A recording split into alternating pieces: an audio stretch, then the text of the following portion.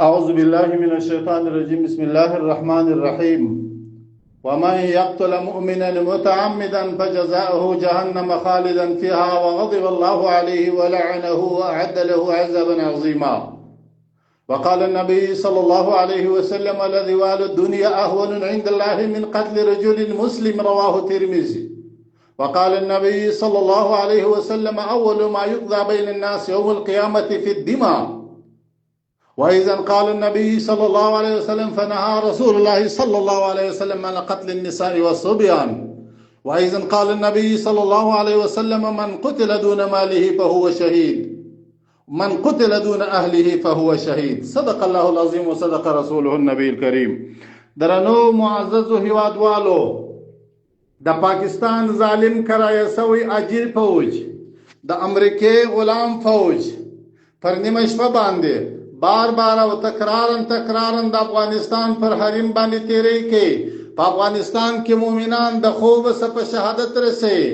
مؤمنان او ښځې مؤمنات په شهادت رسي. الله تعالی دا غي په حق کې فیصله کړې ده چې د دې د پاره به همیشه جهنم وي او د خدای غضب به پر دی وي او د خدای لعنت به پر دی وي او الله به یو لوی عذاب د دې لپاره الله تیار کړی دی. حدیث شریف کې فرمایي چې د ټولي دنیا خرابي الله جل جلاله ته دومره نه معلومیږي لکه د یو مسلمان وجل او بے ګناه په شهادت رسول. د قیامت په ورځ چې اوله فیصله د خلکو په منځ کې کیږي هغه د وینو فیصله کیږي. حدیث شریف د بخاری او مسلم دی. د قیامت په ورځ به د افغانستان مؤمنان معصوم بچان مؤمن ښځې دیو خپل سرونه الله ته په لاس کې راخستي وي چې یا الله د روژې میاشت وه خدایا ستا د عبادت دپاره مو تیاری کوئ د اجیر غلام انګریز پنجابي فوج تیاری رالی یا الله په شهادت یې ورسولو یا الله زموږ وینې یې راتوی کړلې خدایه نن موږ ستا څه محاسبه غواړو خدایه ستا څه قضاوت غواړو خدایه زموږ حساب له دې اجیر فوج او له دې کرایه سوي مزدور څخه نه راواخه.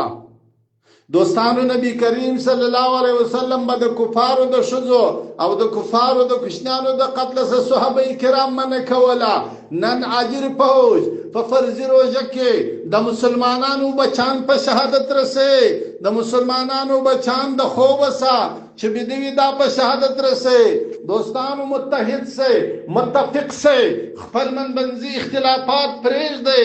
نن و دشمن ته یو سي د دې دشمن سره جهاد وکړي د خپل مال حفاظت وکړي د خپل اهل حفاظت وکړي د خپل سر حفاظت وکړي د افغانستان د اسلامي امارات د ځواکونو سره وژه په وژه ودرېږي هر مقاومت ته ودرېږي او دې کرغړن او دې مردار او دا کرایسیو پنجابي ته په کلکه جواب ورکوي په زغرته جواب ورکوي. که نن ټول افغانان په یو اتحاد په یو اواز په یو خوله سره یو سي هېڅکله به دا پنجابي تجاوز ونه کړي. دا بې غیرته قوم دا کرایه سوی قوم دا کرایه سوی عسکر دا د الله تعالی جل وعلا شانه د دین دشمنان دي دا د مسلمانانو دشمنان دي. د دې سنن د اسلام واک تللی دی. اسلامي فوج نن د انګریز د په کرایه ورکول سوی دی. نن د مسلمان تر نامه لاندې د مسلمان بچان دا په کرایه انګریز ته ورکول سوي دي د مؤمنانو د شهادت لپاره. مؤمنان په شهادت پرسي. ای د افغانستان ملته ټول متحد سي ټول متفق سي خپل منځي خبرې کولې دي که غټې دي ټولې وشاته وغورځوئ د دې اجر فوج په مقابل کې ودرېږئ جهاد وکړئ. الله تعالی جل وعلا شانه تاسو ځکه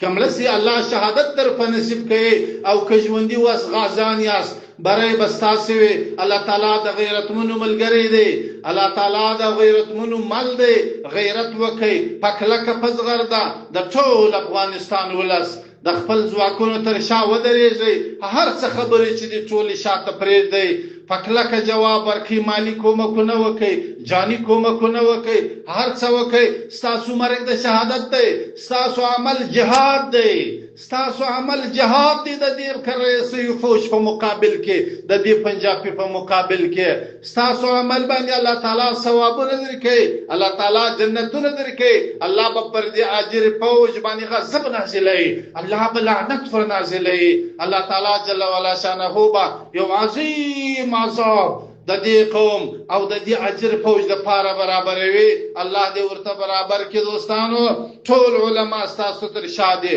ټول علما درته ولاړ دي په هر څه درته ولاړ دي دوستانو نور غلطي کده هر چا سوي د افغانستان دا هغه غلطي معافي وکړي یو پر بل معافي سره وکړي تشویشونه پرېږدئ دشمن په تاسو کې چاله چې فلان د فلان نوکر فلان د فلان نه افغانان ټول متحد دي متفق دي یو تن دی یو وجود دی اذا اشتکا بعضه اشتکا کله فیو افغانی باندې ټول افغانیت خوږیږي فیو مؤمن باندې ټول افغانیت دردیږي ټول افغانیت ته خورد او درد رسیږي ولاړ سي د دې درد غم وخوري متحد سي متفق سي د اسلامي امارات د لوی امیر المؤمنین حفظه الله تعالی اطاعت متوجه سي او د اطاعت پابندي وکړي د اطاعت په چوکاټ کې د خپل ټول اسلامي امارات د قوتونو تر شا ودرېږي مستقیما ودرېږي او مستقیما همکاري میدان ته راودنګي ان شاء الله الله تعالی جل وعلا شانه کول دا کرایه سوی اجر فوج نور پر زوال دی دا نور پر ختمېدو دی دا نور پر ورکېدو دی الله تعالی جل وعلا شانه به هم دغه ستاسي جهاد او ستاسي مقابله د دې فوج د ورکېدلو سبب وګرځي الله به دغه فتنه د مځکې د بخه څخه ورکه کې او الله جل وعلا شانه به ټول مسلمانان ستاسي په سبب له دې فتنې څخه خلاص کې الله تعالی دې دا فتنه دا اجر پنجابي الله دې د مځکې د مخ څخه ورک کې الله تعالی جل وعلا شانه دې افغانان متحد متفق کې السلام علیکم ورحمت الله وبرکاته